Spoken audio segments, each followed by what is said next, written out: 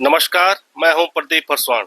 आपदा के 9 दिन बाद भी थराली और आसपास के क्षेत्रों में जनजीवन पटरी पर नहीं लौटा है। हालात अब भी बद से बदतर बने हुए हैं। कहीं बिजली नहीं तो कहीं पानी नहीं। सड़कों के हाल तो बहुत ही बुरे हैं।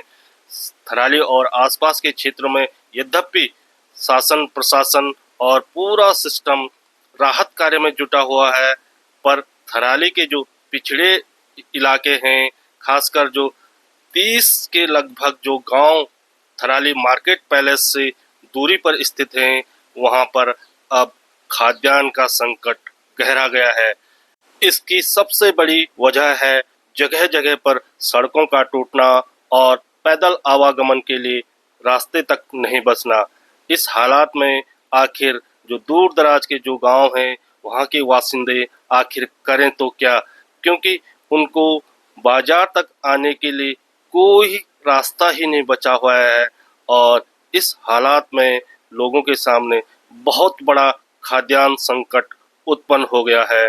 आप देख सकते हैं कि लोग किस तरह अपनी जान हथेली पर रखकर इन विकट रास्तों से गुजर रहे हैं। वो भी सिर्फ जिन लोगों की इमरजेंसी हो रही, वही लोग अपनी जान हथेली पर रखकर थराली या अन्य क्षेत्रों तक आ पा रहे हैं, परंतु आम आदमी है वो मुख्य बाजार थराली या अन्य स्थानों पर नहीं आ पा रहे हैं। इस हालात में आप देख सकते हैं कि सड़कों की स्थिति कितनी बदतर बनी हुई है। और ये सड़क है थराली से सूलडुंगरी के लिए जाने वाली सड़क। ये 10 किलोमीटर की सड़क तकरीबन 7-8 जगहों पर पूरी तरह तहस नहस हो चुकी है। कई जगह पर सड़क पूरी तरह वॉश आउट हो चुकी है। इस कारण लोगों के पास पैदल आवागमन का भी कोई विकल्प नहीं बचा हुआ है।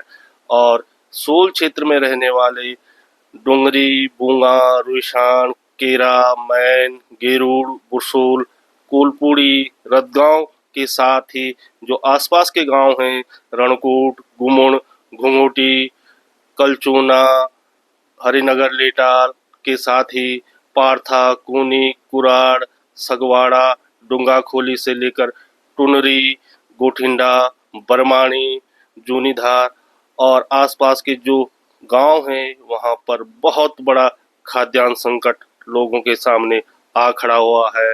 क्योंकि आपदा के 9 दिन बाद भी यहाँ पर प्रशासन का कोई नुमाइंदा पहुंचना तो दूर, पैदल लोग आ जा नहीं पा रहे हैं।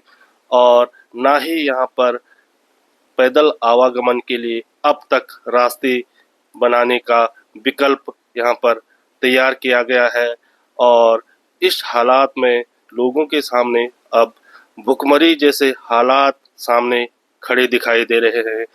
बीमार और बुजुर्गों को यद्यपि हेली द्वारा रेस्क्यू कर देहरादून या ऋषिकेश लाया जा रहा है, पर खाद्यान्न संकट की जो स्थिति इस समूचे क्षेत्र में उत्पन्न हो रही है, उस पर अभी ना ही सरकार का ध्यान गया, ना ही शासन और प्रशासन का। इन सड़कों की हालत आप देख सकते हैं कि कितनी खस्ता हाल हो रखी है, कितनी खतरनाक ये सड़कें हो रखी है। आवागमन के रास्ते बिल्कुल पूरी तरह बंद।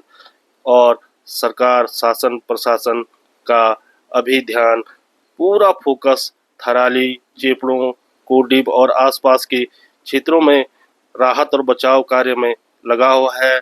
और ये होना भी जरूरी है।